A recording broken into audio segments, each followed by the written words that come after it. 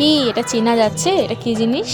আগে কিন্তু এটার মূল্য অনেক ছিল, মানে অনেক দামি দামি আইসক্রিমও কিন্তু ফেল করাতো এই জিনিসটা। এটা হচ্ছে পেপসি। উফ, গরমকালে জাস্ট এটা নিয়ে কোনো কথাই হবে না, দামও কম মানেও ভালো, মানে এরকম একটা ব্যাপার। তো যাই হোক, গরমের মধ্যে পেপসিটা খেয়ে নিয়ে একদম নিজেকে চাঙ্গা করে নিলাম এবং চলে আসলাম আবার হচ্ছে তরমুজ খেতে।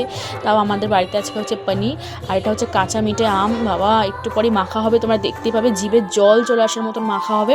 তো তার আগে হচ্ছে তরমুজটা খেয়ে ঠান্ডা করে নিচ্ছি পেট, এবং দেখছো আমের ডাল হচ্ছে। আর গরমকাল মানেই হচ্ছে এইসব আম, তরমুজ, এইসব জিনিসই তো হবে না। তো যাই হোক, আমের ডালটা করার পরে আমরা হচ্ছে মেখে নিচ্ছি কাঁচা মিঠে আমটা। মানে আমার এখনই দেখে জাস্ট জল আসছে, কারণ কাঁচা মিঠে আমের মধ্যে হচ্ছে একটু লঙ্কা ফেলা হচ্ছে।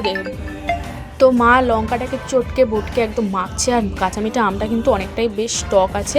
তো যাই হোক, বেশি করে লবণ দিয়ে তারপর হচ্ছে দেওয়া হচ্ছে কাসুন্দি। মানে কাসুন্দি ছাড়া তো কোনো জিনিস মাখাই সম্ভব না। তো আমাদের বাড়িতে বড় একটা কাসুন্দি এনে দিয়েছে, এবং দিয়েছে চিনি।